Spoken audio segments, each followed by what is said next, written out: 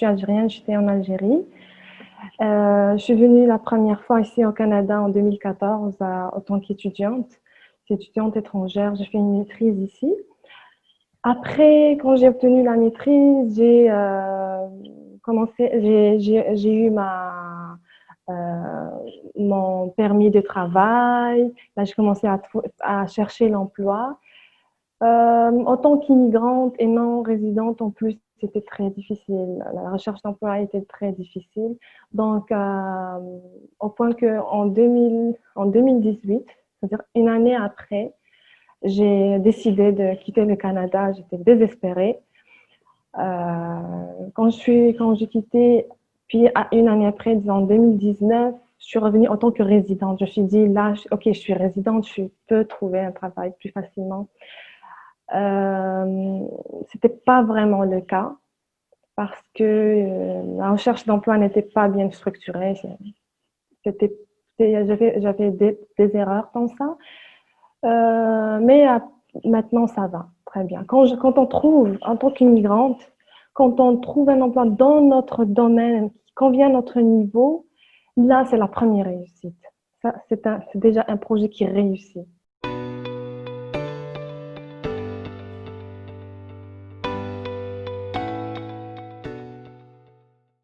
Depuis mon arrivée, en réalité, ma recherche d'emploi n'était pas bien structurée, c'était pas bien organisé.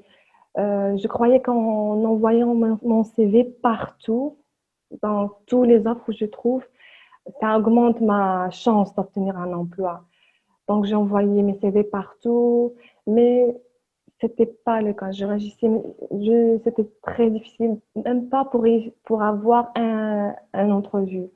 Donc, mais après, quand j'ai fait ma formation, c'était en février 2020, c'est là où j'ai fait ma formation de recherche d'emploi à CGE, ça m'a ouvert le cerveau j'ai compris la mentalité des employeurs québécois. Et là, j'ai bien organisé ma recherche et j'ai choisi un processus efficace. Donc, avec mes conseillers, je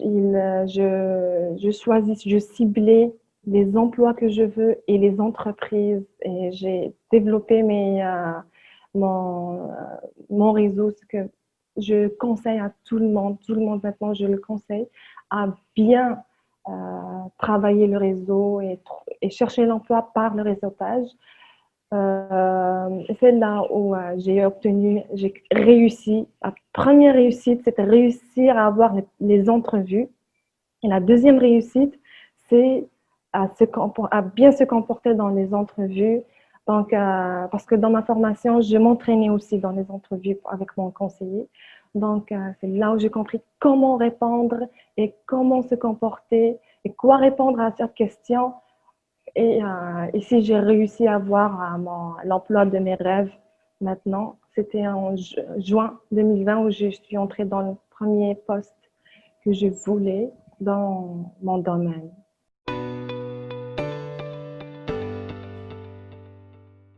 Mon première entrevue d'embauche, c'était en réalité le comportement les intervieweurs, les employeurs, ils étaient tous sympas en réalité. Mais disons la vérité, c'est qu'ils ne reconnaissaient pas mes expériences. Premièrement, mes stages, ils ne les reconnaissaient pas comme expérience. Pourtant, je travaillais vraiment dans les stages, comme je le faisais, c'est-à-dire exactement comme eux, ils veulent, exactement comme le poste qu'ils veulent. Aussi, après ça, ils ont considéré que mon baccalauréat que j'ai eu à l'extérieur du Canada n'était pas bien reconnu pour eux. Pourtant, j'ai eu ma maîtrise ici, mais pour eux, c'était important que même le baccalauréat, je l'ai reçu ici. Ils me voyaient aussi surqualifiée. Donc, pour ça, c'était difficile pour moi les premières entrevues.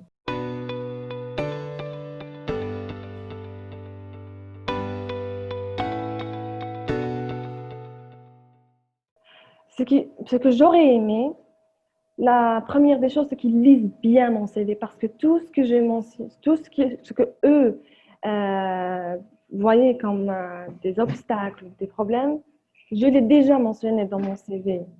Donc, tout ce qui est, par exemple, j'écris bien que c'est un stage que j'ai fait. J'écris bien que c'est un équivalent de baccalauréat. Donc, malgré ça, on m'appelle et on me dit non, c'est pas ce qu'on veut. Donc, j'aurais aimé la première des choses, c'est qu'on lise bien les CV des candidats avant de les appeler. La deuxième chose, je vois ça très, très, très important, c'est d'afficher au moins l'échelle salariale dans le poste.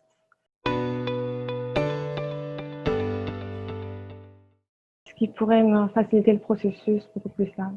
La bonne description de l'emploi, la, c'est-à-dire, quand ils appellent un candidat, il faut qu'ils soient sûrs que oui, ils sont satisfaits de son CV. Donc, quand ils appellent le candidat, normalement, juste à s'assurer que la personne qu'ils voient à côté de vous, à côté d'eux, c'est lui qui, qu'ils ont, c'est lui qui a mis ses expériences dans le CV.